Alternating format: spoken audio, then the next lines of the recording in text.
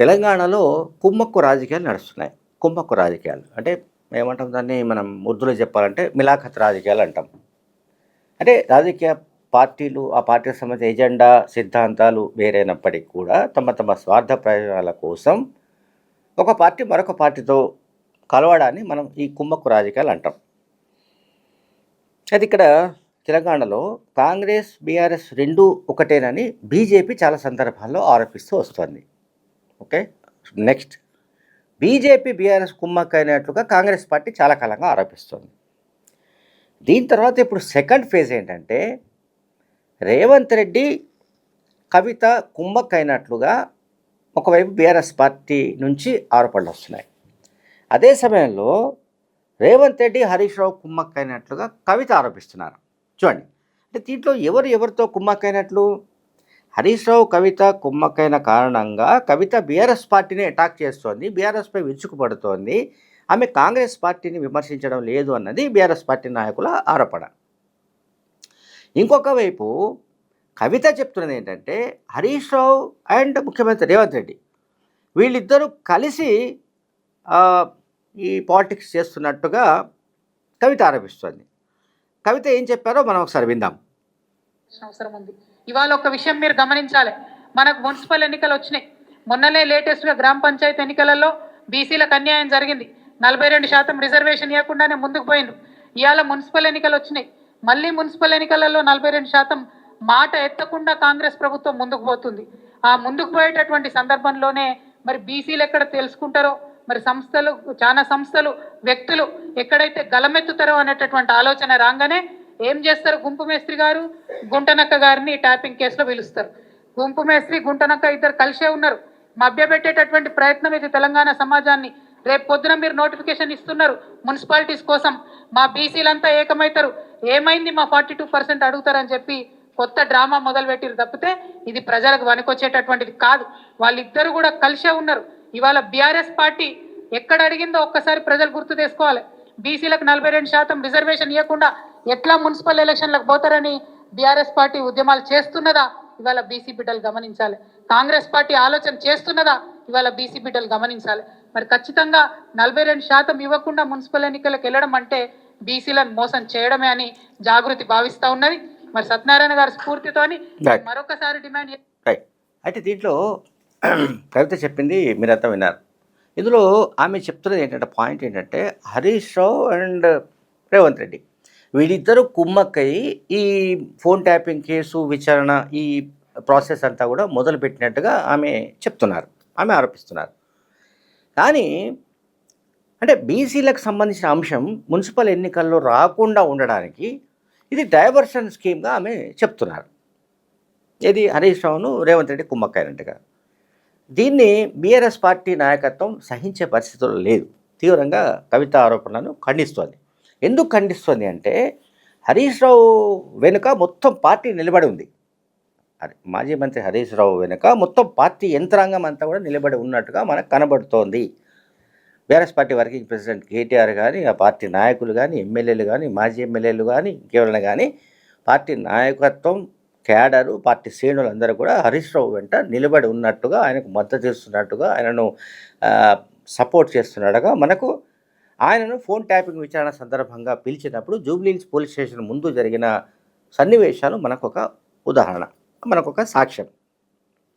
అయితే ఇక్కడ కవిత చెప్తున్న ఎలిగేషన్స్ అవి ఎందుకో వాస్తవానికి చాలా దూరంగా ఉన్నట్టు కనబడుతోంది. అంటే ఓవైపు రేవంత్ రెడ్డి ముఖ్యమంత్రిగా ఉన్నాడు, అది కాంగ్రెస్ పార్టీకి సంబంధించిన నాయకుడు. ఇంకోవైపు హరీష్ రావు అసెంబ్లీలో డిప్యూటీ ఫ్లోర్ లీడర్గా ఉన్నాడు. డిప్యూటీ ఫ్లోర్ లీడర్గా హరీష్ రావును సెలెక్ట్ చేసింది, ఎంపిక చేసింది, నియమించింది ఎవరు అంటే పార్టీ అధ్యక్షుడు కేసీఆర్. కాబట్టి ఇక్కడ మీకేమైనా అభ్యంతరాలు ఉంటే, మీకేమైనా హరీష్ రావు మీద పగ ప్రతీకారం ఉంటే మీరు పోయి ఎర్రవల్లి ఫామ్ హౌస్పై కేసీఆర్ ఇంటి దగ్గర దీక్ష చేయాలి, కేసీఆర్ ఇంటి ముందు ధర్నా చేయాలి, కేసీఆర్ ఫామ్ హౌస్ ముందు ధర్నా చేయాలి కవిత. ఈ రకంగా మీ పార్టీకి సంబంధించిన శాసనసభ డిప్యూటీ ఫ్లోర్ లీడరే ముఖ్యమంత్రితో స్వయంగా ముఖ్యమంత్రితో కుమ్మక్కై ఈ రకంగా బీసీ అంశం రాకుండా, అది ఎజెండాపైకి రాకుండా ఆ అంశాన్ని తొక్కి పారవేయడానికి ఈ రకమైన కుట్రలు చేస్తున్నారు, ఈ రకమైన కాన్స్పిరసీ చేస్తున్నారు. కనుక ఆయనను ఆ పదవిలో నుంచి తొలగించడానో, లేకపోతే హరీష్ రావును అసలు పార్టీ నుంచి తొలగించడానో సంథింగ్. సరే, అంతకుముందు నుంచే ఆమె ఇటువంటి మాటలు మాట్లాడుతూనే ఉన్నారు. హరీష్ రావు వల్ల ఆ పార్టీకి నష్టమనో, ఆ పార్టీని ఏదో ఓ రోజు ఆయన కైవసం చేసుకుంటాడనో, కబళిస్తాడనో సంథింగ్ వాటెవర్ ఆమె చెప్తూనే ఉన్నారు. ఇప్పుడు కొత్తగా ఆమె ఈ ఫోన్ ట్యాపింగ్ విచారణ సందర్భంగా హరీష్ రావును సిట్ పిలిచినప్పుడు ఇదంతా ఒక డ్రామా అని, ఇదంతా ఒక కుట్ర అని, ఇదంతా ఒక డైవర్షన్ స్కీమ్‌లో భాగమని, ముఖ్యమంత్రి హరీష్ రావును వీళ్ళిద్దరికి సంబంధాలున్నాయని ఆమె చెప్తున్నారు. దీన్ని ఏ రకంగా మనం అర్థం చేసుకోవాలి? కవితకు ఒక ఎజెండా అనేది క్లియర్‌గా ఉందా? లేదా? అనే దానిపైన చాలా అనుమానాలు చాలా రోజులుగా మనందరికీ ఉన్నాయి. సరే, ఆమె సోషల్ జస్టిస్ అంటే సామాజిక న్యాయం, తెలంగాణ వాదం, అట్లాగే బీఆర్ఎస్ హయాంలో తెలంగాణ ప్రజలకు జరిగిన అన్యాయాలు, తెలంగాణ ప్రజలకు దక్కని ఆత్మగౌరవం, నిర్లక్ష్యం, ఇతరత్రా అనేక అంశాలను ఆమె మాట్లాడుతూ ఉన్నారు. దాన్ని మనం ఎవరో కాదనడానికి లేదు. సరే, ఆ టైంలో తెలంగాణ ప్రజలకు అంటే బడుగు బలహీన వర్గాలకు జరిగిన అవమానాలు కావచ్చు, అంటే దెబ్బతిన్న ఆత్మగౌరవం కావచ్చు, వాటన్నిటినీ పునరుద్ధరించడానికి తాను ముఖ్యమంత్రి కావాలన్నది ఆమె ఆకాంక్ష. సరే, ఆమె ఆకాంక్ష నెరవేరుతుందా లేదా అనేది పక్కన పెడదాం. ఇప్పుడు ఆమె మాట్లాడుతున్న దాంట్లో నిజమెంతుంది అనే దానిపైన కూడా చర్చ జరుగుతోంది. ముఖ్యమంత్రి రేవంత్ రెడ్డి, హరీష్ రావు కుమ్మక్కు కావడానికి సంబంధించి ఏదైనా ఒక బేసిస్ ఉండాలి. అంటే బేస్ ఉండాలి. అంటే ఒక అంటే ఏ రాజకీయ పార్టీ కావచ్చు, నాయకులు కావచ్చు, ఎవరిపైనా సరే బురద చల్లవచ్చు, ఎవరిపైన ఏ ఆరోపణలైనా చేయొచ్చు. వాళ్ళకి ఆ స్వేచ్ఛ ఉంది. అయితే జనం నమ్మే విధంగా ఉండాలి. ఇక్కడ ఇది మిస్ మ్యాచ్గా కనిపిస్తోంది. రేవంత్ రెడ్డి పైన ప్రతిరోజు దుమ్మెత్తి పోస్తున్న మనుషుల్లో ప్రధానంగా బీఆర్ఎస్ పార్టీకి చెందిన హరీష్ రావు, సరే కేటీఆర్, యాజ్ యూజువల్గా వీళ్ళిద్దరూ కలిసి ముఖ్యమంత్రి రేవంత్ రెడ్డిని ఇరుకున పెట్టడానికి ఈ మధ్య కాలంలోనే బొగ్గు కుంభకోణాన్ని బయట పెట్టడం కానీ, లేకపోతే ఇతరత్ర ఇష్యూస్ మాట్లాడడం కానీ ఇవన్నీ చేస్తున్నారు.